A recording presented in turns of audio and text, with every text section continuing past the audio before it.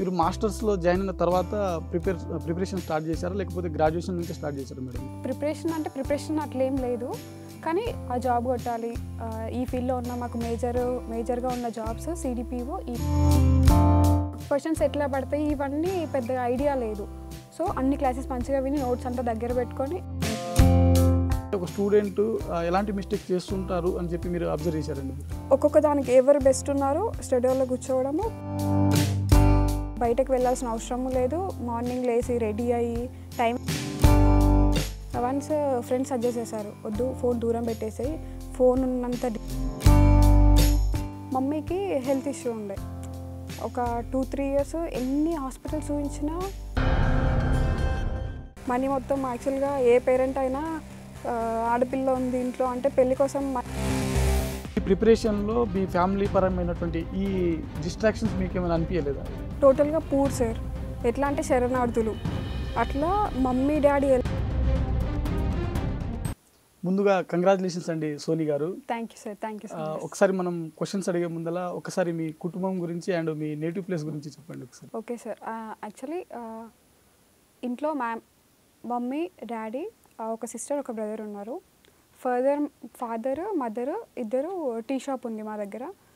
Daddy mummy ఇద్దరు అది చూసుకుంటారు. నార్మల్గా డాడీ ఎర్లీ మార్నింగ్ వెళ్ళిపోతాడు, మమ్మీ 10 కల్లా వచ్చేసి నైట్ 9:30 వరకు అట్లా టీ షాప్ వాళ్ళు. అండ్ సిస్టర్ వాళ్ళు అక్క బావ వాళ్ళు టీ షాప్ మా వండర్లో పెట్టుకున్నారు. వాళ్ళు లోకల్ వనపర్తి డిస్ట్రిక్ట్, అక్కయ్య వాళ్ళు వనపర్తి డిస్ట్రిక్ట్, మాది వచ్చేసి పెబ్బేరు చెలిమిల్లా విలేజ్ వనపర్తి డిస్ట్రిక్ట్లో, ఓల్డ్ మహబూబ్ నగర్. ఓకే, మీ స్కూలింగ్ మొత్తం స్కూలింగ్ అండ్ ఇంటర్మీడియట్ డిగ్రీ ఒకసారి ఎడ్యుకేషన్ గురించి. ఎడ్యుకేషన్ బ్యాక్గ్రౌండ్ వచ్చేసి స్కూలింగ్ ఆర్బీవీఆర్ రాజా బహదూర్ వెంకటరామరెడ్డి స్కూల్. నాకు నా స్కూల్లో ఎలా అంటే మాకు టాపర్స్కి మంచిగా చదివే వాళ్ళకి స్కూల్లో రియంబర్స్మెంట్ ఇచ్చేవాళ్ళు, అంటే హాఫ్ ఫీ స్కూలే పే చేసేది మాకు. అక్కడ మోటివేషన్స్, అక్కడ బ్యాక్గ్రౌండ్ స్కూలింగ్లో మంచిగా హెల్ప్ అయింది. ఇంటర్ కాలేజ్ వచ్చేసి CV Raman college MPC background.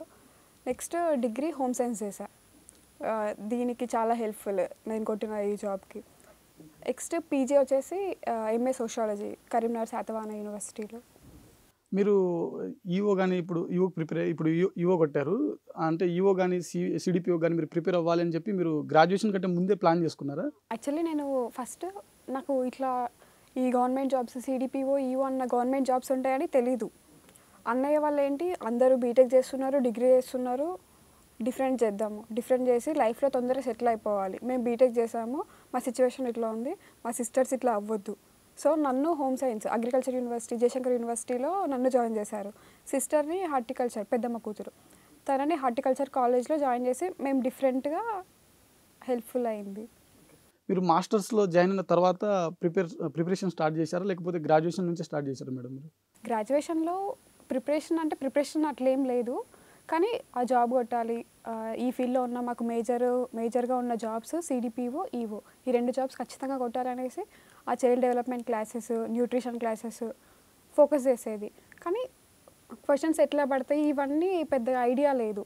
So అన్ని క్లాసెస్ మంచిగా విని నోట్స్ అంతా దగ్గర పెట్టుకొని ప్రిపేర్డ్గా ఉండేది. ప్రజెంట్ మార్కెట్లో నెంబర్ ఆఫ్ ఇన్స్టిట్యూట్స్ ఉన్నాయి, కాకపోతే ఈఓ సిడిపిఓకి సంబంధించిన కోచింగ్ ఇన్స్టిట్యూట్స్ అనేది మనకు అందుబాటులో లేని పరిస్థితి. సో మీకు మేజర్ శ్రీనివాస్ సార్ గారి అకాడమీ మీకు అంటే ఆ అకాడమీ గురించి ఎట్లా తెలిసింది మీకు? మా కాలేజ్ సీనియర్స్ చాలామంది సిడిపిఓ ఈఓగా సెటిల్ అయిపోయారు, మంచి జాబ్స్. అందరినీ కనుక్కోవడం స్టార్ట్ పెట్టా, ఖచ్చితంగా డిగ్రీ అయిపోయిందా, నోటిఫికేషన్ పడుతుందా, జాబ్ కొట్టాలి, ఖచ్చితంగా కొట్టాలి జాబ్. వాళ్ళందరికీ ఒకరొకరిని రెఫర్ అయ్యా, మా సీనియర్స్ అందరినీ. ఒక ఇన్స్టిట్యూట్ ఉంటుంది మేజర్ సార్ది, ఆ ఇన్స్టిట్యూట్లో జాయిన్ అయిపో, ఖచ్చితంగా జాబ్ కొడతావు, సార్ చెప్పేవే నీకు అంతా హెల్ప్ఫుల్ అవుతుంది, ఖచ్చితంగా వెళ్ళు తీసుకొని నాకు కొందరు సజెస్ట్ చేశారు. సో డిగ్రీ అయిపోయిన తర్వాత నోటిఫికేషన్ వచ్చింది. ఆ నోటిఫికేషన్లో సార్ని కాంటాక్ట్ అయ్యి మంచిగా ఎట్లా చదివితే మనకు జాబ్ వస్తుంది ఉంది, నాలెడ్జ్ ఉంది, కొంచెం ఉంది, సార్ నుంచి ఇంకా కొంచెం యాడ్ చేసుకున్న కొట్టే చాయిస్కి దగ్గర కొట్టేసా. అయితే మీరు ఇప్పుడు మనకు మార్కెట్లో పేపర్ 2, ఇప్పుడు ఇందాక మీరు పేపర్ 2 గురించి చెప్పారు. పేపర్ 2కి సంబంధించినటువంటి సిలబస్ చూస్తే మనకు అసలు మార్కెట్లో బుక్స్ అందుబాటులో లేని పరిస్థితి. సో స్టడీ మెటీరియల్ పరంగా మీకు మేజర్ శ్రీనివాస్ సార్ గారి ఇన్స్టిట్యూట్లో మీకు ఏ పరంగా హెల్ప్ అయిందనమాట మీకు? యాక్చువల్లీ సార్ మార్కెట్లో మహా అంటే ఒక 2-3 వరకు ఉన్నారు ఫ్యాకల్టీ. 3లో మనం నార్మల్గా అడుగుతాము దేంట్లో ఎక్కువ సక్సెస్ రేట్ ఉంటుంది, ఏ బుక్స్ ఎక్కువ బుక్ షాప్కి వెళ్ళామంటే ఖచ్చితంగా అన్న ఏ బుక్ ఎక్కువ సేల్లో ఉంది అన్నీ అడుగుతాము. అడిగినప్పుడు అతను ఈ బుక్ అమ్మ మేజర్ సార్ బుక్ నీకు ఫుల్ సేల్లో ఉంది. వాళ్ళు చెప్పిన వెంటనే ఏదైనా ఏ వస్తువైనా సరే మనం కొనేటప్పుడు ఖచ్చితంగా ఏది ఎక్కువ సేల్ ఉంది, ఏది సక్సెస్ రేటు అన్నట్లు అట్లా కనుక్కొని sir books first sir available లేనప్పుడు సార్వి Telugu medium books, English medium books, bit banks, grade 2 supervisor books, ఆ బుక్స్ అన్నీ కలెక్ట్ చేసుకొని చదివి ప్రిపేర్ అయ్యి నెక్స్ట్ సార్ కోచింగ్ తీసుకున్నాము. సో సార్ ఇన్స్టిట్యూట్ మాకు చాలా బెస్ట్ అనిపించి నేను నా ఫ్రెండ్స్ మేమందరం ఒక సర్కిల్ లాగా నా డిగ్రీ వాళ్ళము మేము ఒక 5-7 మెంబర్స్ ఒకటేసారి ఇంకా నెక్స్ట్ కొంతమంది జాయిన్ అయ్యారు. అందరం ఒకటేసారి జాయిన్ అయిపోయి కంబైన్ స్టడీస్ చేసి సార్ ఇన్స్టిట్యూట్ నుంచి మేము చదివాము. అంటే ఇప్పుడు మీతో పాటు మీ ఫ్రెండ్స్ కూడా యూఓగా సెలెక్ట్ అయ్యారండి? ఉన్నారు. మా డిగ్రీ పాస్డ్ అవుట్ 2022 బ్యాచ్. మా బ్యాచ్లో 5 మెంబర్స్ వచ్చారు. 5 మెంబర్స్ సార్ స్టూడెంట్సే? మా బ్యాచ్లో 5 మెంబర్స్ ఇంకా మా సీనియర్స్ చాలామంది ఉన్నారు. మా బ్యాచ్లో నాకు ఇన్ఫర్మేషన్ సీనియర్స్తో నేను ఎక్కువ టచ్లో లేను. మొన్న కాన్వకేషన్ జరిగినప్పుడు అందరం టచ్లోకి వచ్చాము. అందరము ఒక 5 మెంబర్స్ సెలెక్ట్ అయ్యాము. మా దాంట్లో ఒక 40 మెంబర్స్ ఉన్నారు మా బ్యాచ్లో. అందరూ కొందరు డిఫరెంట్ బ్యాచ్ నుంచి, డిగ్రీ బ్యాచ్ నుంచి. ఓకే. మీరు కోచింగ్ జాయిన్ అవ్వక ముందే శ్రీనివాస్ సార్ గారి బుక్స్ స్టడీ మెటీరియల్స్ ఏవైతే ఉన్నాయో ఒకసారి తిప్పేశారు అప్పటికి? అంటే చదవలేదు, బట్ సార్ దగ్గర జాయిన్ అవ్వాలి అన్న ఒక ఐడియా అందరికి ఉంది మాకు. నోటిఫికేషన్ అప్పుడు మేము 22లో ఉన్నప్పుడు ఏపీలో ఓన్లీ ఈవో నోటిఫికేషన్ పడ్డది. మా సీనియర్స్ జాబ్ కొట్టారు.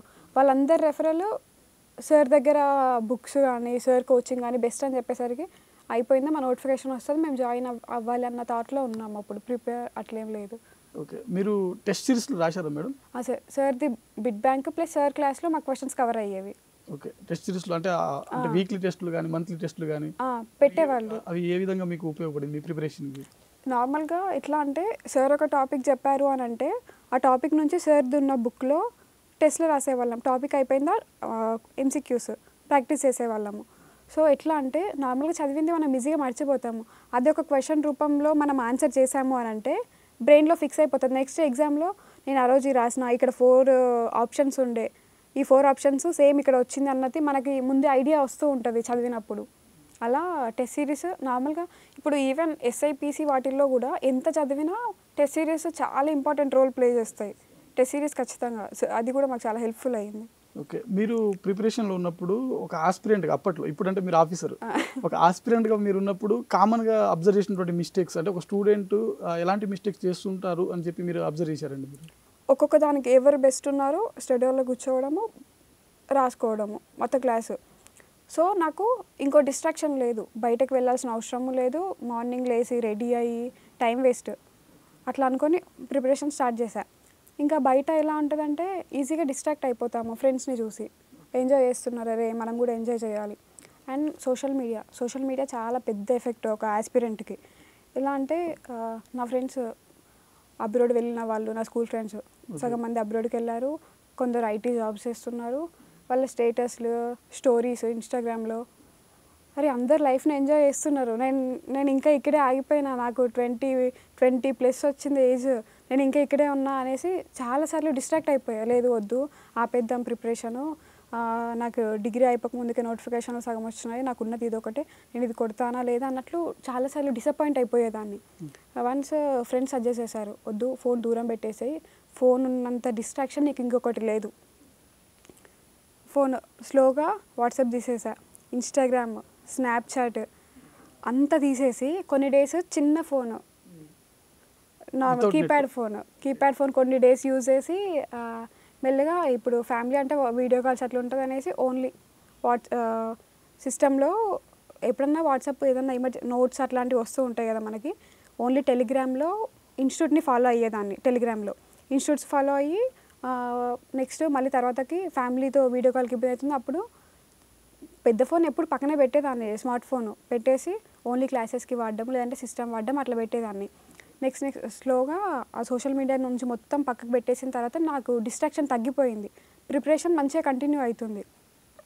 సో ఫస్ట్ ఎవరైనా ప్రిపేర్ అయ్యేటప్పుడు ఫస్ట్ ఫోన్కి చాలా దూరంగా ఉండాలి. అంటే సోషల్ మీడియా స్పెషల్గా అది పక్కన పెట్టేసి పక్కన వాళ్ళు లైఫ్ ఫ్రెండ్స్ ఏం చేస్తున్నారు అది ఇది అన్నది మనకు ఉండొద్దు, ఓన్లీ ప్రిపరేషన్. వన్స్ నువ్వు ఉన్నావా కూర్చొని కంటిన్యూగా ప్రిపరేషన్, కన్సిస్టెన్సీ ఫస్ట్ ఉండాలి. కన్సిస్టెన్సీ ప్లస్ స్మార్ట్ వర్క్ ఉండాలి. మార్కెట్లో 100 బుక్లు ఉంటాయి, ఎన్ని నెంబర్ ఆఫ్ ఉన్నాయి మనకి. ప్రతిదీ స్టార్టింగ్లో నేను అలానే చేశాను, నేనే బెస్ట్ ఎగ్జాంపుల్ అనుకుంటా. చాలా బుక్స్ ఉన్నాయి నాతో, మార్కెట్లో ఏ బుక్ వస్తే ఆ బుక్ తీసుకొచ్చేదాన్ని. లేదు ఇట్లా కాదు అనేసి అన్నయ్య వాళ్ళ ఫ్రెండ్ ఐఎఫ్ఎస్ కొట్టాడు. అన్నయ్య ఆ అన్నయ్య ఇంకా అన్నయ్య ఫ్రెండ్స్ ఉంటారు, స్టీవెన్ అన్న, అజయ్ అన్న, నవీన్ అన్న అని. వాళ్ళందరూ వాళ్ళతో పాటే చదివేదాన్ని. అన్న వాళ్ళు ఎట్లా అంటే సజెస్ట్ చేశారు, రే ఇలా చదవకు, ఒక బుక్ ఇంతలా ఉంది అని అంటే ఆ బుక్ని చదివేటప్పుడు నీకు కొన్ని పేపర్స్ చదివిన తర్వాత నువ్వు ఏమంటారు, నీకు డిసప్పాయింట్ అయిపోతావు, ఇంకా చాలా ఉంది చదివేది అని. షార్ట్ నోట్స్ ఫాలో అవ్వు, షార్ట్ నోట్స్, కానీ నువ్వు రివిజన్ ఎక్కువ చేయాలి. నువ్వు ఎంత రివిజన్ చేస్తే నీకు అంత పర్ఫెక్ట్గా సబ్జెక్ట్ గుర్తుండిపోతుంది అనేసి అన్న వాళ్ళు సజెస్ట్ చేసిన తర్వాత ఇట్లాంటి బుక్స్ తీసుకురావద్దు అనేసి షార్ట్ నోట్స్ ప్రిపేర్ చేసుకోవడం స్టార్ట్ చేసినారు. సో నాకు ఒక 6-7 మంత్స్లో నేను ఆల్మోస్ట్ అన్ని చేసుకున్నా. అట్లా ఆ ప్రాబ్లము లేదు, కన్సిస్టెన్సీ మంచిగా మెయింటైన్ చేశాను. కంటిన్యూగా ఎర్లీ మార్నింగ్ షెడ్యూల్ రావడము, నైట్ వరకు కూర్చొని అసలు అటు ఇటు పోకుండా, ఫ్రెండ్స్ అందరూ ఎంజాయ్ చేస్తున్నా ఏది పట్టించుకోకుండా ఒక కన్సిస్టెన్సీ మెయింటైన్ చేసి కొంచెం స్మార్ట్ వర్క్తో నా ఫ్యాకల్టీ హెల్ప్ తీసుకున్నా. ముందుకి మంచిగా, అంటే ఎటు డిస్ట్రాక్ట్ కాకుండా ముందుకు వెళ్ళిపోయా. మీరు ప్రిపరేషన్ని ఒక 1 డేని ఇలా ప్లాన్ చేసుకునేవారు? అంటే మార్నింగ్ నుంచి నైట్ మీరు పడుకునే వరకు ప్రిపరేషన్ కోసం ఏ విధంగా ప్లాన్ చేసుకునేవారు? నార్మల్గా నేను డైలీ ఒక 4 షిఫ్ట్స్ అని పెట్టుకుంటా. మార్నింగ్ సెషన్ ఎర్లీ మార్నింగ్, నాకు ఎర్లీ మార్నింగ్ చాలా అలవాటు, మార్నింగ్ పర్సన్ని. ఎర్లీ మార్నింగ్ ఆ టైంలో అండ్ ఆఫ్టర్నూన్ ఈ 2 సెషన్స్లో ఏంటి అంటే పేపర్ 2కి చదివేదాన్ని. మార్నింగ్ కాబట్టి బాగా గుర్తుండిపోతుంది. యాక్చువల్లీ నాకు చైల్డ్ డెవలప్మెంట్, న్యూట్రిషన్ కొంచెం బ్యాక్గ్రౌండ్ ఉంది కాబట్టి కొంచెం ఓకే, అది ఓకే. కానీ సోషాలజీ, సోషల్ వర్క్ వచ్చేసరికి ఎప్పుడు టచ్ లేదు. ఆ పేపర్స్ ఏంటి మార్నింగ్ చదివేదాన్ని. నెక్స్ట్ ఆఫ్టర్నూన్కి వచ్చేసరికి పేపర్ 2, అండ్ ఆఫ్టర్నూన్ తిన్న తర్వాత నిద్ర వచ్చేస్తుంది అనేసి అర్థమెటిక్ రీజనింగ్ చేసేదాన్ని. ఒక ఈవినింగ్ 4 వరకు అట్లా చేసిన తర్వాత నెక్స్ట్ ఎకానమీ, మిగతా పాలిటీ చాలా ఇంట్రెస్ట్. సో అట్లా డేని, కానీ డైలీ మార్నింగ్ నేను స్టడీ హాల్కి 5కి 5:30కి వచ్చాను అని అంటే ఒక 10-15 మినిట్స్ ఈరోజు నేను ఏం సబ్జెక్ట్ చదవాలి, ఏ టాపిక్ కవర్ చేయాలి, ఆ టాపిక్ కవర్ చేస్తే ఫుల్ హ్యాపీగా ఫీల్ అయ్యేదాన్ని. అట్లా నేను హ్యాపీ ఫీల్ అయినానంటే ఒక టీకి వెళ్తా, లేదంటే టీకి వెళ్ళను. ఆ టాపిక్ అయిపోయిన తర్వాతనే టీకి వెళ్ళాలి. టీ తాగితే అదొక రివార్డ్ లాగా నాకు, నార్మల్గా మనకు స్కూల్లో ఒక ప్రైజ్ ఇచ్చినట్లు. అట్లా డేని మొత్తం ఖచ్చితంగా ఒక ప్లాన్, ఇది అయిపోవాలి అంటే అది అయిపోగొట్టేసిన తర్వాతనే వెళ్ళేదాన్ని. మామూలుగా ప్రిపరేషన్లో ఉన్నప్పుడు మనకు ఫ్యామిలీ పరంగా కావచ్చు, లేకుంటే ఫ్రెండ్స్ పరంగా కావచ్చు, ఏదైనా డిస్ట్రాక్షన్స్ వచ్చినప్పుడు కొంచెం స్ట్రెస్గా ఫీల్ అవుతూ ఉంటాం. కొన్నిసార్లు మనం ఓవర్గా చదివేసినప్పుడు కూడా స్ట్రెస్గా ఫీల్ అవుతూ ఉంటాం. సో మీరు దాని నుంచి బయటపడడానికి మీరు ఎలాంటి ప్లాన్ చేసుకునేవారు? లిటరల్లీ ఇది నేను నిజంగా అంటే ఫేస్ చేశాను. ఒక్కొక్క సిచ్యువేషన్లో ఇంత చదివినా కూడా అయిపోవట్లేదు సబ్జెక్టు. మొత్తం బుక్స్ అంతా ఎత్తేసి ఎన్టీఆర్ స్టేడియం దగ్గర అవుతుంది. ఎన్టీఆర్ స్టేడియం పోయి అట్లా 2 రౌండ్లు వేసి ఆ పానీపూరి అక్కడ ఉంటుంది తినేసి కొంచెం అట్లా మళ్ళీ వచ్చి మళ్ళీ రిలాక్స్ అనిపించేది. లేదంటే ఇంటికి కాల్ చేసి డాడీతో మాట్లాడితే ఫుల్ రిలాక్స్ మోడ్. అసలు మంచి మోటివేషన్, మంచి స్పీకర్, చెప్పే ప్రతి వర్డ్ హార్ట్కి టచ్ అవుతుంది, అంత మోటివేషన్ ఉంటుంది. డాడీ తిట్టరు, ఏమనరు. చదువు గురించి అది చదువు, ఏమైంది రిజల్ట్ ఎప్పుడు అడగరు. అట్లా చదువుకొని అన్న మంచిగా జస్ట్ ఒకటే వర్డ్, నమ్మకము డాడీకి. వీళ్ళు కొడతారు, వీళ్ళని ఎప్పుడు ఒక మాట కూడా అనరు, రే ఎప్పుడు కొడతావురా జాబ్, ఇంకెన్ని రోజులు ఏజ్ అయిపోతుందని కూడా ఎప్పుడు మమ్మల్ని అనలేదు. చదవండి, టైం తీసుకోండి, ప్రతి ఎగ్జామ్ అప్లై చేయండి, ప్రతిదీ రాయండి, మీరు రాస్తుంటే మీకు క్వశ్చన్ పేపర్ అర్థమయ్యేది అని డాడీ మోటివేట్ చేసేవాళ్ళు. అక్క కాల్ చేసేదాన్ని, అక్క పిల్లలు కాల్ చేసి కొద్దిసేపు మాట్లాడి అట్లా ఎన్టీఆర్ స్టేడియంలో ఒక 2 రౌండ్స్, లేదంటే ఇందిరా పార్క్లో ఒక 2 రౌండ్లు అట్లా వేసి ఫ్రీగా ఎవరిని తోడు తీసుకెళ్ళకపోయేదాన్ని. సోలోగా ఒక్కదాన్ని, లేదంటే ఇటు ఆర్టీసీ క్రాస్ రోడ్ మెట్రో వరకు డైలీ ఇట్లా నడిచి ఒకదాన్నే, ఫోన్ అట్లా ఏం యూజ్ చేయకుండా వెళ్ళేసి మళ్ళీ వచ్చి కూర్చొని చదివేదాన్ని. కానీ సిచ్యువేషన్లో ఎలా అనిపిస్తుంది అంటే వద్దమ్మా వదిలేసి, ఆ బుక్కులు మొత్తం వదిలేసి ఇట్లా ఎత్తేసిపోయిన రోజులు ఉన్నాయి. సబ్జెక్ట్ ముందు కదులుతుంది అంటే చాలా టాపిక్స్, ఎంత సబ్జెక్ట్ అంటే అది ఒక సముద్రం కూడా, ఒక ఓషన్. ఎంత చదివినా కూడా ఇప్పుడు మేము ఒక ఆస్పిరెంట్ ఎలా ఉంటాడంటే ముందుకి పోలేడు, వెనక్కి పోలేడు, మధ్యలో చిక్కుకొని ఉన్నట్లుంటుంది. అయిపోవాలని డైలీ అట్లా సబ్జెక్ట్స్ అంతా కంప్లీట్ చేసుకుంటూ రిలాక్సేషన్కి మ్యాక్సిమం వాకింగ్, కాల్ పేరెంట్స్ మీరు ఇంట్లో పెళ్లి అంటే ఈ జాబ్ ప్రిపరేషన్ టైంలో మీకు ఇంట్లో పెళ్లి ప్రెజర్ చేసినప్పుడు మీరు హెయిర్ కట్ చేయించుకున్నారని చెప్పి విన్నాం మేము. అది నిజమేనా అసలు? అప్పుడు ఏం జరిగింది ఒక్కసారి చెప్తారా? యాక్చువల్గా ఏంటి అంటే మమ్మీకి హెల్త్ ఇష్యూ ఉండే. ఒక 2-3 ఇయర్స్ ఎన్ని హాస్పిటల్స్ చూపించినా రీజన్ చెప్పలేదు. ఏ స్కానింగ్ అడిగితే ప్రతి స్కానింగ్ డాడీ మనీ మొత్తం యాక్చువల్గా ఏ పేరెంట్ అయినా ఆడపిల్ల ఉంది ఇంట్లో అంటే పెళ్లి కోసం మనీ సేవ్ చేస్తారు. మా డాడీ అట్లా కాదు, చదవడానికి అన్నట్లు మనీ సేవ్ చేస్తూ వచ్చాడు. అబ్రాడ్ వెళ్తారా వెళ్ళండి, ఓ స్కూల్ పెట్టుకుంటారా పెట్టుకోండి, నేను నాకు అయిన వరకు నేను హెల్ప్ చేస్తా, ప్రతిదీ నేను చూసుకుంటా అన్నట్లు డాడీ ఉన్నాడు. సో ఆ మనీ మమ్మీ హాస్పిటల్కి చూపించాడు. ఇట్లా మేము అనుకున్న దానికి ఒక టర్న్ తిరిగిపోయింది. మమ్మీకి ఎట్లా అంటే హార్ట్లో మనకి 4 ఛాంబర్స్ ఉంటే ఒక ఛాంబర్లో ట్యూమర్ అయ్యింది. ఆల్మోస్ట్ ఆ ఛాంబర్ మొత్తం క్లోజ్ అయ్యే సిచ్యువేషన్ వచ్చింది.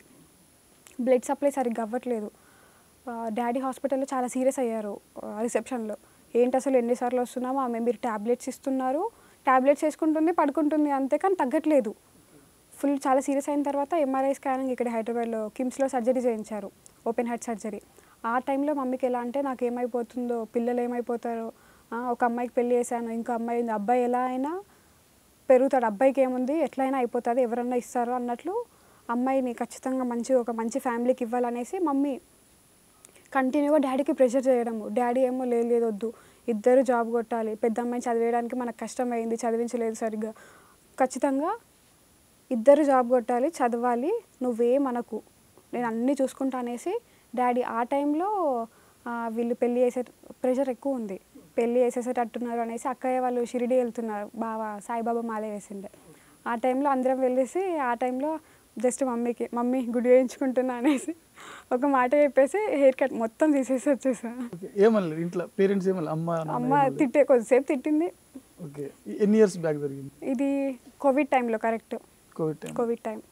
మీరు ఫ్యామిలీ పరంగా చూస్తే అమ్మకు ఒకవైపు హెల్త్ ప్రాబ్లమ్స్, మరోవైపు ఫాదర్ టీ షాప్ నడుపుతూ ఉంటారు. సో మీ ప్రిపరేషన్లో మీ ఫ్యామిలీ పరమైనటువంటి ఈ డిస్ట్రాక్షన్స్ మీకు ఏమైనా అనిపించలేదా? సార్ హార్డ్షిప్స్ అంటే ఫ్యామిలీకి ఉన్న హార్డ్షిప్సే నాకున్న హార్డ్షిప్సే. ఒక సిచ్యువేషన్లో ఎలా అంటే టోటల్గా పూర్ సార్, ఎట్లా అంటే శరణార్థులు. అట్లా మమ్మీ డాడీ ఎలా అంటే రాయచూర్లో వర్క్ చేశారు, నంద్యాలలో వర్క్ చేశారు, నారాయణపేట, ఇట్లా అన్ని ప్లేసెస్లో వర్క్ చేస్తూ మా దగ్గరికి వచ్చే మేము ఇప్పుడు ఉన్నది యాక్చువల్గా అమ్మమ్మ వాళ్ళ ఊర్లో అట్టే సెటిల్ అయిపోయినాం మేము. అక్కడ ఎలా అంటే టీ షాప్ పెట్టారు సార్. ఫస్ట్ టీ షాప్ పెట్టి టీ షాప్ నుంచి ఒక పూర్ ఫ్యామిలీ నుంచి నా ఒక లోవర్ మిడిల్ ఇన్కమ్ లాగా. ఎలా అంటే సార్ ఇల్లు కూడా లేదు, ఇల్లు ఒక చిన్న రూమ్ అమ్మమ్మ వాళ్ళు మేము అక్కడికి వచ్చినప్పుడు అమ్మమ్మ వాళ్ళు ఇచ్చారు. ఆ ఇంట్లో ఎలా అంటే మట్టి మిద్దె ఇల్లు సార్. హెవీ రెయిన్స్ వల్ల అది కూడా పడిపోయిన సిచ్యువేషన్లో ఎట్లా అంటే మొత్తం ఇంట్లో ఉన్న బియ్యము, మనీ మొత్తం ఇట్లా టీవీ అన్నీ పగిలిపోయినాయి. అసలు అన్ని రోజులు కష్టపడి కొంచెం చేసుకున్నది కూడా స్క్రాచ్కి జీరోకి అయిపోయింది. ఆ సిచ్యువేషన్ నుండి మళ్ళీ మేము సార్ మా ఇల్లు కట్టుకోవడానికి ఒక 10 years ఎవ్రీ ఇయర్ కొన్ని రోజులు బేస్ లేపడము, కొన్ని రోజులలో గోడలు లేపడము, పైన వేయడము, అట్లా చాలా. ఎట్లా అంటే సార్ ఇల్లు లేనప్పుడు మధ్యలో ఇల్లు లేదు చాలా ఇయర్స్. ఆ టైంలో ఎలా అంటే ఓన్లీ తడకలు రేకులు అది పెట్టుకొని ఇంట్లో సార్ వర్షం పడ్డది అని అంటే మా ఇంట్లో ఉన్న బౌల్స్ మొత్తం ఇట్లా లైన్గా ఉండేవి. వర్షం వాటర్ చుక్కలు మొత్తం ఇంట్లో పడిపోతాయి. అన్ని బౌల్స్ పెట్టి అది కారుతుంటే మొత్తము ఇంట్లో ఇంకా ఆ రేకులకి ఫ్యాన్ తిరిగేటప్పుడు దాన్ని కొట్టి ఫుల్ సౌండ్ వచ్చేది. మొత్తం ఎట్లా అంటే మమ్మీ సౌండ్ వస్తుంది, మమ్మీ నిద్రపోవడానికి రావట్లేదు అనేసి ఆ ఫ్యాన్కున్న వాటన్నిటిని మేము బెండ్ చేసాము. అప్పట్లో చిన్నగా ఉన్నాము. అట్లాంటి ఫేజ్ నుంచి డాడీ ఖచ్చితంగా వీళ్ళు ఎట్లా అంటే సార్ మాకు ల్యాండ్ లేదు, మేము అమ్మమ్మ వాళ్ళ ఊళ్ళో సెటిల్ అయిపోయినాం కాబట్టి ఫ్యామిలీ బ్యాక్గ్రౌండ్ నుంచి వచ్చిన ల్యాండ్ లేదు, రాజకీయ బలము లేదు, ఉన్న ఒకే ఒక్క వే ఎడ్యుకేషన్ నుండి లైఫ్ సెటిల్ అయిపోవాలి, మా వ్యక్తిగత స్టేటస్ మారాలి, మా ఫ్యామిలీ స్టేటస్ మారాలి. వీటన్నిటికీ నాకు మా అన్నయ్యకున్న ఒకే ఒక్క దారి చదువు. ఖచ్చితంగా చదవాలి. ఒక గవర్నమెంట్ విలేజ్లో అంటే గవర్నమెంట్ జాబ్కి ఒక క్రేజ్ ఉంటుంది సార్. ఖచ్చితంగా గవర్నమెంట్ జాబ్ ఖచ్చితంగా కొట్టాలి, నాకున్నది ఇది ఒక్కటే వే, దీని నుంచి నేను ఖచ్చితంగా బయటపడాలి, నా ఫ్యామిలీ స్టేటస్ని నేను మార్చాలి అన్న అదొక సంకల్పం సార్. ఆ సంకల్పంతో ముందుకొచ్చి అన్నయ్య ఇంకా ప్రిపరేషన్లో ఉన్నాడు. అండ్ ఇంకా సార్ ఫినాన్షియల్ ప్రాబ్లమ్స్ కూడా ఫేస్ చేశాం సార్. ఎట్లా అంటే అన్నయ్య బీటెక్, అన్నయ్యకి 1 lakh చేంజ్ కట్టాలి, నేను అప్పుడు ఇంటర్లో ఉన్నా, నాకు ఇంటర్కి 30,000 దాకా నాకు కట్టాలి, అక్కయ్యకి ప్రెగ్నెన్సీ ఉంది, ఫస్ట్ ప్రెగ్నెన్సీ. సో డాడీకి చాలా ఇబ్బంది అయింది సార్ మనీ. ఆ సిచ్యువేషన్లో డాడీ మమ్మీవి కాళ్ళది వెండివి కడియాలు ఉండే అమ్మేసిండు. నా పిల్లలు ఖచ్చితంగా చదవాలి, వీళ్ళకి నేను అస్సలు తక్కువ చేయొద్దు, నాకున్నా లేకున్నా నాకు నా వైఫ్కి. సార్ ఒక్కొక్క సిచ్యువేషన్లో ఎలా అంటే నంద్యాలలో వర్క్ చేసినప్పుడు లారీ మెకానిక్ డాడీ ఫస్ట్ స్టార్టింగ్లో ఆటో ముందు లారీ మెకానిక్గా చేశాడు. అందులో మనీ తక్కువ వస్తున్నాయి, పిల్లలకు అసలు ఏమిటి కూడా సరిపోవట్లేదు అనేసి అది వదిలేశాడు. నెక్స్ట్ ఆటో తీసుకొచ్చి ఆటో దోలాడు. అట్లా ఒక సిచ్యువేషన్లో ఎట్లా అంటే సార్ మనీ జమ చేయాలి, పిల్లలు పెద్దగా అవుతున్నారు అనేసి రైస్ పప్పులో ఓన్లీ చింతపండు కారం వేసుకొని మిగతా ఏది వేయకుండా అట్లా పెంచారు సార్ మమ్మల్ని. చాలా ఫ్యామిలీ చూస్తే చాలా కష్టాలు పడ్డారండి. చాలా అంటే చాలా. ఇంకా మా డాడీకి బయట నుంచి కూడా సార్, ఇప్పుడు నార్మల్గా ఒక టీ షాప్ ఉంది డాడీకి, కొంచెం మంచిగా నడుస్తుంది అని అంటే అక్కడ నుంచి తీసేపించాం. మాకు ఓన్ ప్లేసులు లేవు సార్. ఎంతసేపు ఉన్నా రెక్క ఆడితే కానీ డొక్క ఆడదు. ఇప్పుడు కంటిన్యూ ఒక 10 days షాప్ క్లోజ్ చేసామని అంటే ఇంకో సోర్స్ లేదు. ల్యాండ్ ఉంటే అగ్రికల్చర్ అట్లా చేసేవాళ్ళం మేము. అసలు లేదు ఉన్న ఒక షాప్. ఆ షాప్ నుంచి mummy daddy full hard worker sir. Daily mummy ఎలా అంటే డాడీకి బాక్స్ తీసుకెళ్ళడానికి ఒక 2 kilometers నడవాలి ఇంటి నుండి. హెల్త్ బాగాలేదు అప్పటికి. హెల్త్ బాగాలేకున్నా మమ్మీ, భూదేవికి ఎంత ఓపిక ఉందో మమ్మీకి అంత ఓపిక సార్. లిటరల్గా ఏ ఇంట్లో అయినా అమ్మకి ఎంత ఓపిక ఉంటుందండి. 1.5 kg క్యారేజ్ ఉంటుంది, డైలీ డాడీకి తీసుకొని వెళ్తుంది. ఎంత హెల్త్ బాగాలేకున్నా చదవాలి, నా పిల్లలు చదవాలి, ఖచ్చితంగా జాబులు కొడతారు వాళ్ళు, నమ్మకం సార్ ఫుల్.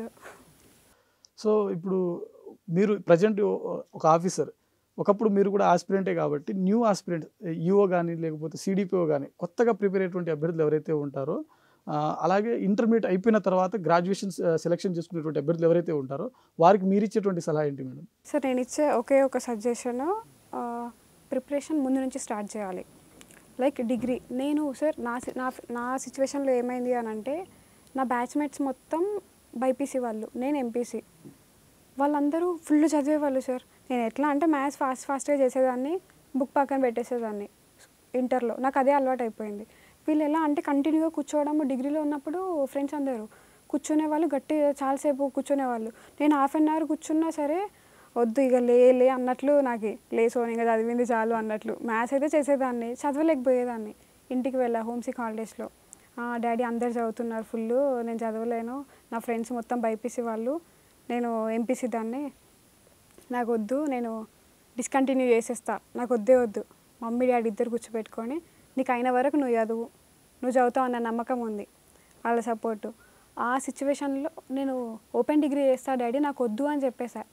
డాడీ నువ్వు ఇట్లా ప్రిపేర్ అవ్వు.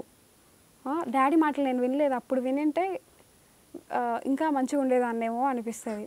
సో డాడీ నాకు చెప్పారు, నువ్వు డిగ్రీ నుంచి స్టార్ట్ చేయి ప్రిపరేషన్, అలా చెప్పారు. నేను అది వినలేదు. సో ఇప్పుడు ప్రతి ఒక్క స్టూడెంట్కి నేను ఇచ్చే బెస్ట్ సజెషన్ ఏంటి అని అంటే, ఓపెన్ డిగ్రీ చేసినా నార్మల్ డిగ్రీ చేసినా సరే ముందు నుంచి ప్రిపరేషన్ స్టార్ట్ చేయాలి. ఒక 1 year ఫస్ట్ 3 years డిగ్రీ ఉంటే ఫస్ట్ ఇయర్లో నువ్వు బేసిక్స్ కంప్లీట్ చేసుకో. తెలుగు అకాడమీ బుక్స్ కానీ, ఎన్సీఆర్టీ బుక్స్ కానీ అట్లా ముందు ప్రిపరేషన్ స్టార్ట్ చేసి సెకండ్ ఇయర్ అలా ఆ టైంకి వచ్చేసరికి ఎక్స్ట్రా ఇన్స్టిట్యూట్కి వెళ్ళడము. ఇప్పుడు ఎవరు నార్మల్గా ఓపెన్ డిగ్రీ చేసుకున్న ప్రాబ్లం లేదు, నార్మల్ డిగ్రీలో కూడా చాలా వరకు వెళ్ళట్లేదు. వెళ్ళినా కూడా ఆఫ్టర్నూన్ ఈవినింగ్ వరకు అయిపోతుంది. దాని తర్వాత ఆన్లైన్ క్లాసెస్, ఇప్పుడు ఎక్కడున్నా మనకి క్లాసెస్ వినొచ్చు, ఈ క్లాసెస్ కంటిన్యూ చేసుకోవచ్చు. అట్లా ఫస్ట్ ఇయర్లో నీ బేసిక్స్ అయిపోయినాయి, సెకండ్ ఇయర్లో ఒకటి వచ్చింది, థర్డ్ ఇయర్లో నువ్వు మాక్ టెస్ట్లు రాసుకొని టెస్ట్ సిరీస్ రాసుకున్నావు. ఫైనల్ ఇయర్కి నార్మల్గా ఇప్పుడు మొత్తం స్టేట్లో నడుస్తున్నది ఏంటి 4 year ట్రెండ్. 4 years తర్వాత వాళ్ళు ఎలక్షన్ టైంలో నోటిఫికేషన్లు ఇస్తున్నారు. వీళ్ళ 4 years అయిపోయేసరికి అక్కడ నుంచి నోటిఫికేషన్ పడుతుంది. సో ఈజీగా నువ్వు చిన్న ఏజ్లో నీ జాబ్కి నువ్వు బయటపడవచ్చు. ఫ్యామిలీ మొత్తం నీ వ్యక్తిగత స్టేటస్ మారుతుంది, నీ ఫ్యామిలీ స్టేటస్, ఈ లైఫ్కి ఇది చాలు అన్నట్లు ఉంటుంది. నెక్స్ట్ ఏమైనా మళ్ళీ ప్రిపరేషన్ అంటే నెక్స్ట్ ప్లాన్స్ ఏమైనా ఉన్నాయా, ఇంకా వేరే జాబ్స్కి చదువుతున్నారు ఏమన్నా? ఇప్పుడు నెక్స్ట్ ఏపీలో సిడిపిఓ పడుతుంది సార్, ఖచ్చితంగా సిడిపిఓ కొట్టాలి. తెలంగాణలో కూడా నెక్స్ట్ ఇయర్ ఎండింగ్ లోపు అట్లా పడుతుంది. అది plus civils, daddy dream civils. నా పిల్లలు ఇద్దరు ఖచ్చితంగా గవర్నమెంట్ జాబ్ కొట్టాలి.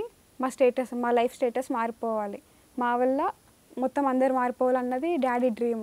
ఖచ్చితంగా సివిల్స్, సిడిపిఓ అదే డ్రీమ్ సార్. సో ముందుగా కంగ్రాచులేషన్స్ సార్, మీ స్టూడెంట్స్ చాలా మంది సెలెక్ట్ అయ్యారని చెప్పి మేము విన్నాము. హార్ట్ఫుల్లీ కంగ్రాచులేషన్స్ మా అందరి తరపున.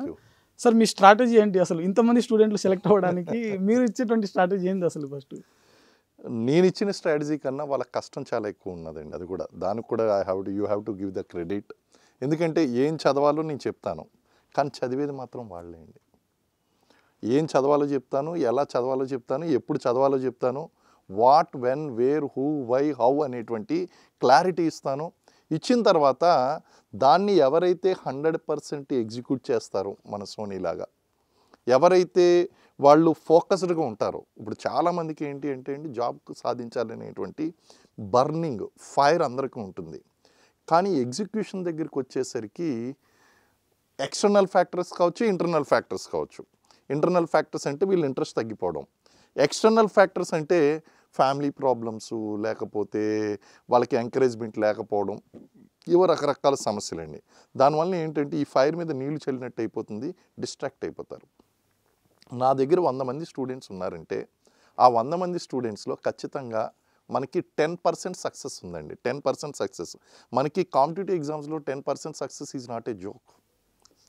అయితే దీన్ని ఇంకా పెంచాలండి. ఇప్పుడు 500 మంది ఉన్నారంటే 500లో 50 ఉద్యోగాలు వస్తున్నాయి.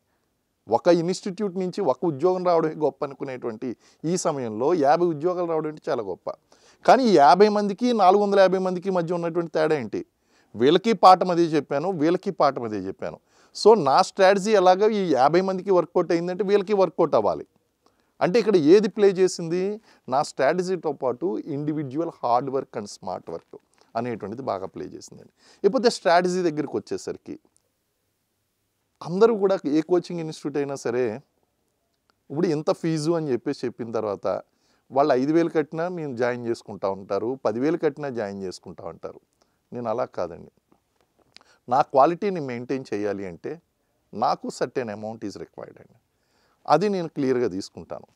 రెండోది, వీళ్ళకి పెట్టవలసినటువంటి ఎఫర్ట్, నేను సిలబస్ కంప్లీట్ చేయడం మీద ఫోకస్ చేయడం కదండి, అది ఎలాగా ఉంటుంది. కానీ సిలబస్ని ఇంపాక్టివ్గా వాళ్ళకి చాలా ఇంపాక్ట్ ఉండాలి వాళ్ళ బ్రెయిన్లో. నేను ఒక్కసారి పాఠం చెప్పానంటే వాళ్ళకి 10 సార్లు చదువుకున్నట్టు ఉండాలి, ఇంక బ్రెయిన్లో గుర్తుండిపోవాలి. మీకు ఇప్పటికీ కూడా మీరు చిన్నప్పుడు చదువుకున్నటువంటి కొంతమంది టీచర్లు కానీ, జూనియర్ లెక్చరర్స్ కానీ, డిగ్రీ లెక్చరర్స్ కానీ వాళ్ళ పాఠాలు ఈ రోజుకి మీకు గుర్తుంటాయి. అవును సార్. మీరు చెప్పచ్చు, మీ ఎకనామిక్స్ లెక్చరర్ కావచ్చు, లేకపోతే సోషల్ టీచర్ కావచ్చు, మ్యాథ్స్ టీచర్ కావచ్చు, వాళ్ళు చెప్పినవి అలా బ్రెయిన్లో ప్రింట్ అయిపోతాయండి. అంటే ఒక 10 మంది టీచర్లు చెప్పినప్పుడు ఒక్కరు చెప్తుందే మనకి ఎందుకు అర్థమవుతుంది, అదే ఎందుకు ఇంపాక్ట్ ఉంటుంది అంటే there is a difference in teaching also. ఆ ఇంపాక్ట్ కలిగించడంలో కూడా తేడా ఉందండి. అందులో ఏమాత్రం కూడా నేను వెనక్కాడిన ఆ విషయంలో. అంటారు తింటే గారెలు తినాలి లేకపోతే భారతం వినాలని. ఇప్పుడు వింటే మేజర్ సార్ క్లాసులు వినాలి అనేటువంటి టాక్ తీసుకురాగలిగాను. కారణం ఏంటి అంటే వాళ్ళకి ఆ ఇంపాక్ట్ ఉంటుందండి. ఇది నా సక్సెస్కి ప్రధానమైనటువంటి కారణం. రెండోది, sticking to the frame work, ఆ సిలబస్ ఫ్రేమ్ వర్క్ అనేటువంటిది. నా పిల్లలు ఇప్పటికీ కూడా ఆ సిలబస్ పేపర్ అనేటువంటి దగ్గర పెట్టుకుని నేను చెప్తాను, దీని మీద ఒక 50 క్వశ్చన్లు, ఈ పాయింట్ మీద ఒక 100 క్వశ్చన్లు, ఈ పాయింట్ మీద 200 క్వశ్చన్ మిస్ అవ్వదండి. ఇంకా నేను బయట చూసినటువంటిది చాలా చోట్ల ఏంటి అంటే వీళ్ళు టెస్ట్ సిరీస్లు రాస్తారు, ఏదేదో రాస్తారు. ఏ కోచింగ్ ఇన్స్టిట్యూట్లోని చెప్పని ప్రశ్న మనం ఇవ్వాలి, ఎక్కడా చెప్పనటువంటి ప్రశ్న నువ్వు ఎక్కడా చెప్పనటువంటి ప్రశ్న నువ్వు తీసుకొస్తున్నావు అంటే నువ్వు సిలబస్ వచ్చి నేల విడిచి కత్తి సాము చేస్తున్నావు.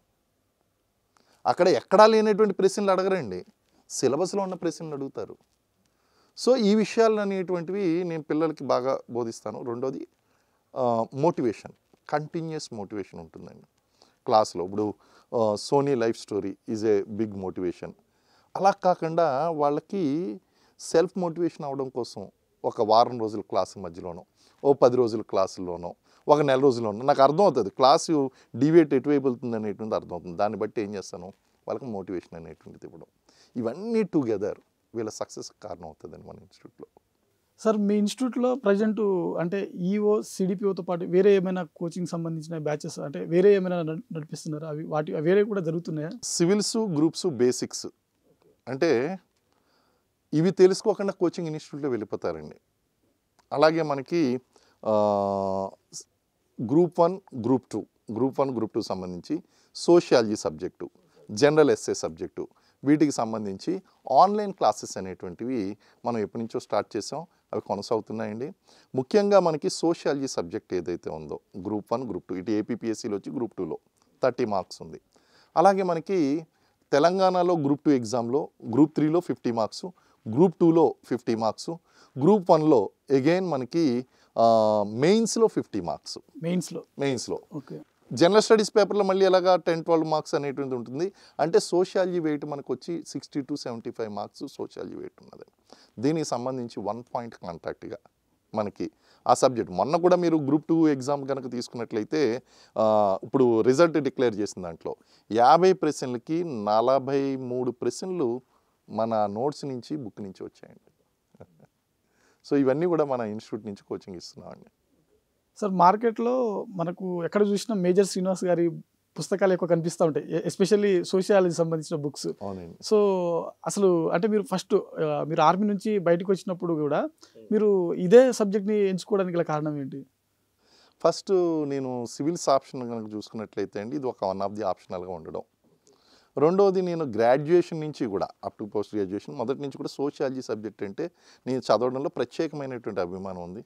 సాధారణంగా సోషియాలజీ సబ్జెక్టులు ఎవరికైనా 60-65 మార్కులు వస్తాయండి. నా గ్రాడ్యుయేషన్లో కానీ పీజీలో కానీ చూసుకుంటే కనుక నాకు 70 మార్కులు దాటి వచ్చినాయండి ఈ sociology subject. I love that subject. Number 2 ఏంటంటే being in army not only the defence related works చేయడం కాదు, కాశ్మీర్ నుంచి కన్యాకుమారి దాకా I have observed each and every society. ఆ యొక్క కమ్యూనిటీస్ని కానీ సొసైటీని కానీ అందరూ కూడా చదువుతారు, నేను ఎక్స్పీరియన్స్ చేశాను, చూశాను, ఎక్స్పీరియన్స్ చేశాను. అవన్నీ కూడా నాకేంటంటే సబ్జెక్ట్ని ఇంకా బాగా ఆకలింపు చేసుకోవడానికి బాగా ఉపయోగపడింది. అటు సివిల్ సర్వీసెస్ ఎక్స్పోజరు, ఇటు ఆర్మీ బ్యాక్గ్రౌండ్లో నేను ట్రావెల్ చేసిన almost all every corner of India I have touched and I have stayed there and I have tasted their cultures, I have tasted their food and I have seen their way of life and everything అండి. ఇవి బాగా impact అయింది. దాన్ని నేను తీసుకొచ్చి ఏం చేశానంటే సబ్జెక్ట్తో జోడించాను, లైవ్ ఎగ్జాంపుల్స్లో తీసుకొచ్చాను. ఈవెన్ బుక్స్ రాసినప్పుడు కూడా ఈ అంశాలన్నీ కూడా అందులో జోడించడం అనేటువంటి జరిగిందండి. సార్ ఇప్పుడు నెంబర్ ఆఫ్ స్టూడెంట్స్ని ఎవ్రీ ఇయర్ మీరు చూస్తూ ఉంటారు, కాంపిటేటివ్ ఫీల్డ్లో ఉన్నటువంటి ఇటు గ్రూప్ 1 గ్రూప్ 2 సిడిపిఓ ఈఓ సంబంధించినటువంటి ఆస్పిరెంట్స్ ఎవరైతే ఉంటారో జనరల్గా స్టూడెంట్స్ సక్సెస్ కాకపోవడానికి వాళ్ళు చేసే ప్రధానమైనటువంటి ఈ కామన్ మిస్టేక్స్ ఏంటి సార్ అసలు? I think she also done initially that mistake. This is the first and foremost mistake అండి. ఫస్ట్ అటెంప్ట్లో క్లియర్ చేశారు ఆమె? అది కరెక్ట్ చేసుకున్నది ఆవిడ. అది ఇందాక మన ఇంటర్వ్యూలో కూడా చెప్పింది, ఈమె చేసిన మిస్టేకు ప్లస్ ఆవిడ కరెక్ట్ చేసుకోవడం వలన మళ్ళీ రైట్ పాత్లోకి వచ్చింది. ఇదే కరెక్ట్ చేసుకోకపోతే ఫస్ట్ మిస్టేక్ ఏంటి అంటే కనిపించిన బుక్ అల్లా గ్యాదరింగ్ అండి. ఫస్ట్ నేను గ్రూప్స్ ప్రిపేర్ అవుతున్నాను, సివిల్స్ ప్రిపేర్ అవుతున్నాను, పాలిటీకి ఏం కావాలి, ఒక 10 పుస్తకాలు రమాకాంత్ పుస్తకంతో పాటు ఇంకా మనకి ఇంకొక 4 పుస్తకాలండి, లేకపోతే ఎకానమీకి ఒక 4 పుస్తకాలు. ఇవన్నీ కూడా చూస్తే కాంపిటేటివ్ ఎగ్జామ్స్కి ప్రిపేర్ అయ్యేటువంటి పిల్లల రూమ్స్కి వెళ్తే నీట్గా ఐరన్ ర్యాక్స్ ఉంటాయి చూసారు, బుక్ షాప్లో ఉన్నటువంటి ర్యాక్లు ఉంటాయి. Economy, history, geography. నేను ఫస్ట్ చూసిన వెంటనే ఆ రూమ్లోకి వెళ్ళిన వెంటనే చూసేది ఏంటంటే బుక్ నలిగిందా లేదో చూస్తాను, అండర్లైన్ చేసాడో లేదో చూస్తాను, హైలైట్ చేసుకున్నాడో లేదో చూస్తాండి. అట్టేస్తారు నీట్గా, కదలకుండా పెడతారు ర్యాక్లోని. 10 పుస్తకాలు మీద ఫోకస్ పెట్టే కన్నా ఒక పుస్తకాన్ని చదివి దాన్ని పదే రిపీట్ చేయడం అనేటువంటి చాలా అవసరం. ఇది స్టూడెంట్స్ చేసేటువంటి మొదటి మిస్టేక్ అండి. రెండో మిస్టేక్ ఏంటి అంటే వాళ్ళు ఒక ప్లానింగ్ అనేటువంటిది వేసుకోరు, ఎగ్జిక్యూషన్ అనేటువంటిది ఉండదండి. Selecting wrong coaching institute, selecting wrong material, అలాగే సెలెక్టింగ్ ఏ రాంగ్ కంపెనీ, చుట్టూ ఉన్నటువంటి కంపెనీ, ఎన్విరాన్మెంట్, ఇవన్నీ కూడా రాంగ్గా సెలెక్ట్ చేసుకుంటారు. మీరు ఢిల్లీకి టికెట్ తీసుకుని ముంబైకి వెళ్ళాలంటే ఎలా సాధ్యం అవుతుందండి? Your efforts are towards the Delhi and you wanted to go to Mumbai, not possible.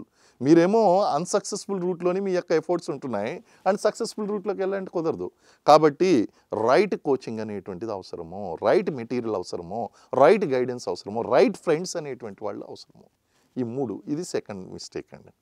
మూడోది వచ్చేది ఏంటంటే, పిల్లలు ఏమనుకుంటారంటే ఆరంభ స్వరత్వం అన్నట్టు, sorry to use a wrong word, వాళ్ళు ఏమీ ఫీల్ కాకూడదు. రీజన్ ఏంటంటే, ఈ 6 నెలల్లో జాబ్ కొట్టుకుని వెళ్ళిపోవాలి, ఈ సంవత్సరంలో జాబ్ కొట్టుకుని వెళ్ళిపోవాలి. దేర్ ఆర్ 2 ఎగ్జామ్స్ అండి. ఒకటి సివిల్ సర్వీసెస్, మీకు ఫిక్స్డ్ షెడ్యూల్ ప్రకారం జరుగుతుంది.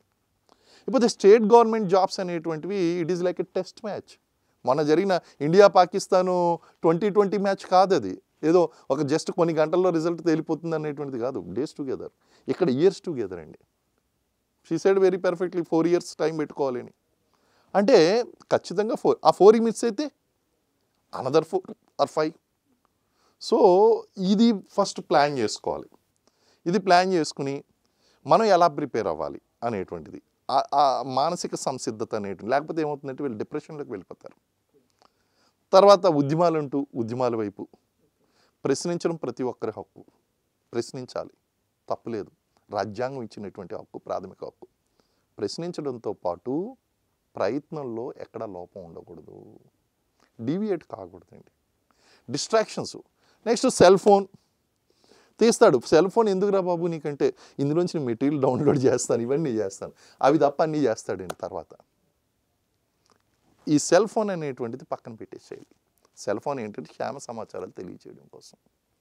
ఇలాంటి కొన్ని మిస్టేక్స్ ఉంటాయండి, బేసిక్ మిస్టేక్. నెక్స్ట్ బేసిక్స్ తెలియకుండా బరిలో దిగడం. కోచింగ్ ఇన్స్టిట్యూట్లో జాయిన్ అయిపోతాడు, పాఠాలు జరుగుతూ ఉంటాయి, కానీ చెప్పేది ఏమవుతుంది, అబౌవ్ ద హ్యాట్, పైనుంచి వెళ్ళిపోతూ ఉంటాయి. కారణం ఏంటంటే బేసిక్స్ చదువుకోకుండా కోచింగ్ ఇన్స్టిట్యూట్లో జాయిన్ అవుతారు. ఇవన్నీ కూడా చాలా డేంజరస్ మిస్టేక్స్ అండి. విజేతని దూరం అంటే అపజయానికి గురి చేసేటువంటి అంశాలు. వీళ్ళంతా విజేతలే, వీళ్ళంతా జాబ్ కొట్టుకోగలిగినటువంటి వాళ్ళే, కానీ ఈ విషయాలు చెప్పేటువంటి వాళ్ళు లేరు. వాళ్ళకి చెప్పినా వాళ్ళు పట్టించుకోరు. ఎవరైతే ఈ యొక్క మిస్టేక్స్ చేయకుండా ఉంటారో వాళ్ళకి జాబ్ వస్తుంది డెఫినెట్గా. ఓకే సార్, ఇప్పుడు ఆస్పిరెంట్స్ ఎస్పెషల్లీ ఫ్రెష్ గ్రాడ్యుయేట్స్, అంటే ఇప్పుడు ఇటీవల అయిపోతున్నటువంటి ఈ ఇయర్ కానీ నెక్స్ట్ ఇయర్, అంటే అప్కమింగ్ గ్రాడ్యుయేట్స్ ఎవరైతే ఉన్నారో వారికి, అంటే ప్రభుత్వ ఉద్యోగానికి ప్రిపేర్ అవ్వాలనుకునేటువంటి అభ్యర్థులు ఎవరైతే ఉన్నారో వారికి ఒక ఫ్యాకల్టీగా, ఒక సీనియర్ ఫ్యాకల్టీగా మీరు ఇచ్చేటువంటి సలహాలు కానీ సూచనలు కానీ ఏంటి సార్? ఫస్ట్ మీరు లక్ష్యాన్ని పెట్టుకోండి. సబ్ ఇన్స్పెక్టర్ అవ్వాలా, గ్రూప్ 1 అవ్వాలా, గ్రూప్ 2 అవ్వాలా, సివిల్స్ కొట్టాలా అనేటువంటి లక్ష్యాన్ని పెట్టుకోవాలి. దానికి సంబంధించినటువంటి ఫస్ట్ ప్రిపరేషన్ అనేటువంటిది 3 స్టేజెస్లో జరగాలి. ఫస్ట్ ఏంటి అంటే, మీరు యాక్చువల్ ప్రిపరేషన్ చేసే కంటే ముందు చేసేటువంటి వామప్ లాంటిది. ఇందులో ఏమొస్తాయంటే, ఫస్ట్ మీరు సిలబస్ అనేటువంటిది గ్యాదర్ చేసుకోవడం, దానికి సంబంధించినటువంటి మెటీరియల్ గ్యాదర్ చేసుకోవడం, దానికి సంబంధించిన సమాచారం, ఏ ఫ్యాకల్టీ బాగుంటారు, ఏ ఇన్స్టిట్యూట్ బాగుంటుంది, వీటి మీద రీసెర్చ్ అనేటువంటిది తర్వాత చేయడం కాదు, స్టేజ్ 1లో అయిపోవాలి ఇవన్నీ కూడా. దాంతోపాటు 6వ తరగతి నుంచి 10వ తరగతి వరకు ఉన్నటువంటి స్టేట్ సిలబస్కి సంబంధించినటువంటి జాబ్స్ అయితే కనుక స్టేట్ బుక్స్, సివిల్స్ అయితే కనుక ఎన్సీఆర్టీ బుక్స్, వీటిని కంపల్సరీ చదివి నోట్స్ రాసుకుని రిపీట్ చేసుకుని పెట్టేసుకోవాలి. డైలీ న్యూస్ పేపర్, హిందూ కానీ లేకపోతే సాక్షి కానీ ఈనాడు కానీ, ఈ పేపర్లు ఏదైతే ఉన్నాయో ఈ పేపర్లు అన్నీ కూడా బాగా చదువుకోవాలి. వాళ్ళకి ఏదైతే నచ్చదు, మనకి సాక్షి ఎడ్యుకేషన్ ఉంది, సాక్షి ఎడ్యుకేషన్లో కరెంట్ అఫైర్స్ ఇస్తున్నారు, సాక్షి ఎడ్యుకేషన్లో అనేక కాలమ్స్ అనేటువంటి మెటీరియల్ అనేటివి అందిస్తున్నారు. ఇవన్నీ కూడా తీసుకోవడం, వాటిని అన్నింటిని కూడా నోట్స్ కింద ప్రిపేర్ చేసుకోవడం stage 1 preparation. Stage 2 preparation, stage 2 దగ్గరికి వచ్చేసరికి కోచింగ్ ఇన్స్టిట్యూట్ దగ్గరికి రావాలి. ఎందుకంటే కోచింగ్ ఇన్స్టిట్యూట్లు ఏం చేస్తాయంటే మీ యొక్క 2 సంవత్సరాల ప్రిపరేషన్ని సంవత్సరానికి తగ్గిస్తాయి, మీ టైం సేవ్ చేస్తాయి. మీరు మీ అంతటా మీరు తెలుసుకోవాలి, చాలా తప్పులు చేస్తారు. ఈ ఇన్స్టిట్యూట్లో ఉన్నటువంటి ఎక్స్పర్ట్ ఫ్యాకల్టీస్ ఏం చేస్తారు అంటే, మీకు మీ సమయాన్ని ఆదా చేస్తూ ఇది చదువుకోండి, ఇది చదువుకోండి, ఇది చదువుకోండి, ఇలా చదువుకోండి, ఇలా చదువుకోండి, ఇలా చదువుకోండి. మళ్ళీ again it should be right institute. సంవత్సరాలు నెలల తరబడి పోరాటం చేసేటువంటి ఇన్స్టిట్యూట్ కదండి. టైం టు టైం మీకు సిలబస్ కంప్లీట్ చేసేటువంటి వాళ్ళు కావాలి.